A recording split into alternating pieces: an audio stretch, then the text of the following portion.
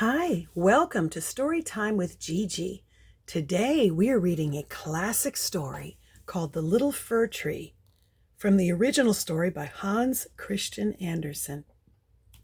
It looks like Christopher Core may be the one who adapted this original story.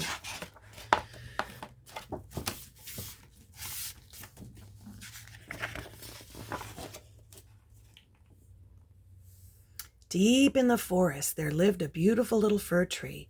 The sun shone warmly, the birds sang, and the cool breeze blew. But the little fir tree was unhappy. When will I be big and tall like the other trees, he wondered. Then the birds would build their nests in my branches and sing to me. Now I am so small that no one pays any attention to me. Suddenly a hare, that's a bunny, leapt over the little fir tree. He felt smaller than ever.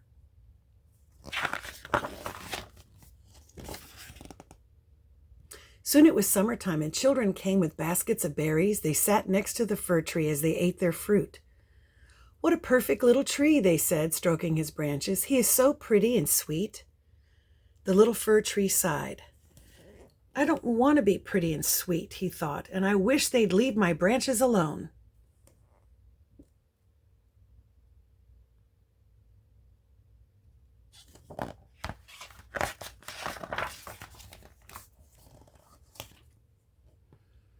Then autumn came, and lumberjacks arrived with saws and axes. Some of the giant trees crashed to the floor, and the ground shook. "Where are you going?" the little fir tree asked the giant trees. "Can I come too?" But the giant trees didn't reply. "Don't worry," said Squirrel as the little fir tree fretted. "It will be your turn one day."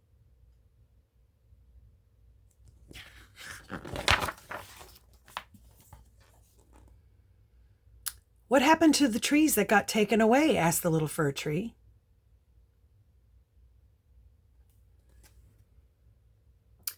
"They have become cabins for people to live inside, standing sturdy and strong on the edge of the forest," said the birds. He was so busy imagining it that he didn't notice the butterflies fluttering around him.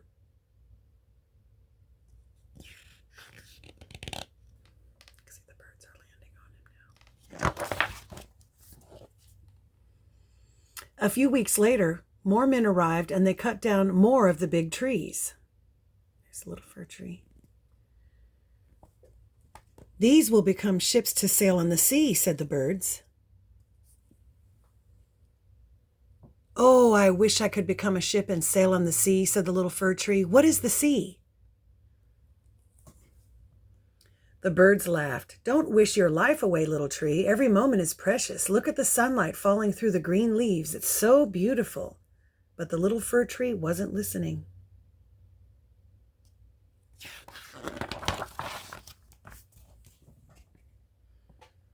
The seasons came and went. 2 whole years passed, and the little fir tree grew taller. When people came by, they said, "What a fine-looking tree. What a wonderful tree."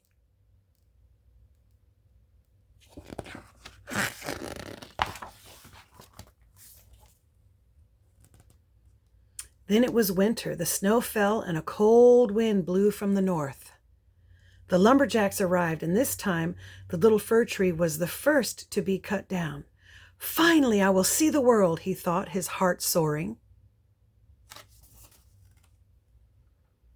The little fir tree was loaded onto a cart and wheeled into town. Then he was carried up into a grand house and placed in a beautiful room.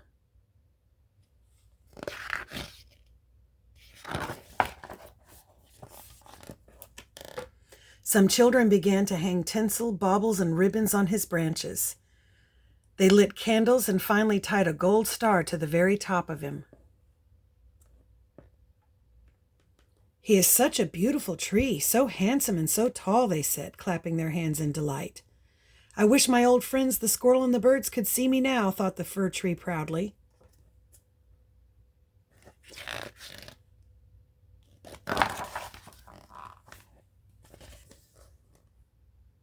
In the evening, the room filled with lots of people.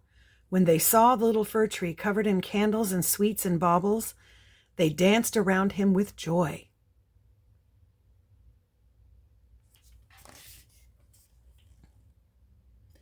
"Now it is time for a story," said the father. "I will tell you the tale of the Snow Queen.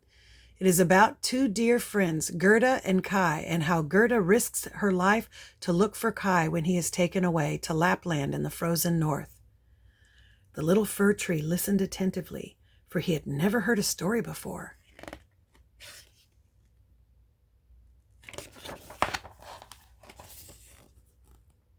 When the story was finished, the little fir tree was once again surrounded by people. They ate all the sweeties and untied all the ribbons until he looked like a forest tree again.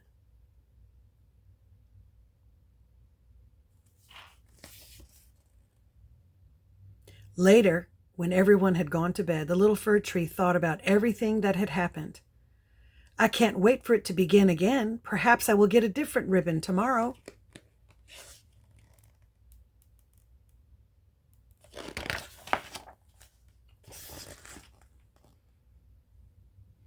But the next day, two men carried the little fir tree out of the room and out of the house to the shed.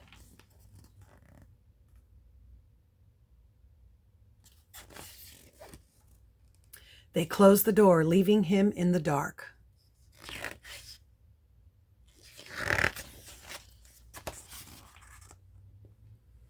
Hours went by and no one came. "What is happening now?" thought the little fir tree. "This isn't what I thought the world would be like." To pass the time, the little fir tree thought of the woods.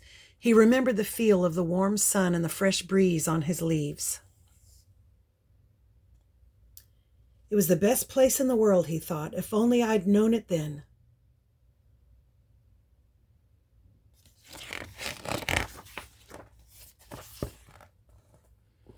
When the spring came, so did an old friend. "Hello, little fir tree," said Squirrel. "How did you come to be here? And what have you seen of the world since we last met?"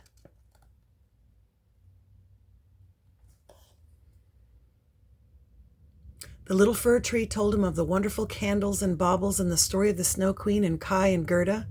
"It was beautiful," he said, "but not as beautiful as the forest." And the little fir tree sighed sadly. The squirrel squeaked in reply so loudly that the children heard.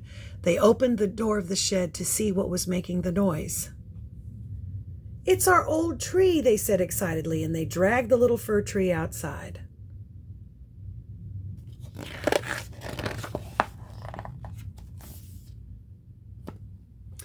The children decorated the little fir tree again, but this time with flowers and leaves. He breathed in the fresh air as he heard the laughter of the children. "This is the place for me," he thought. As the sun warmed his branches and the breeze tickled his leaves, for the first time the little fir tree felt happy.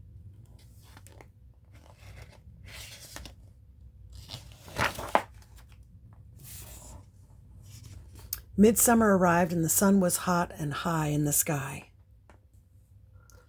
The birds swooped and dived with butterflies caressed and the birds swooped and dived as butterflies caressed the perfumed flowers, and bees buzzed as they fed from the blossoms. And out of the ground, where the squirrel kept his larder,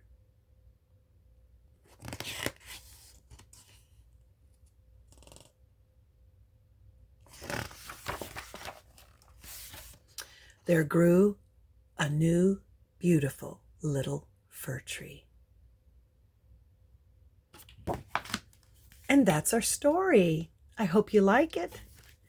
Make sure you like and subscribe and share with your friends. Bye until next time.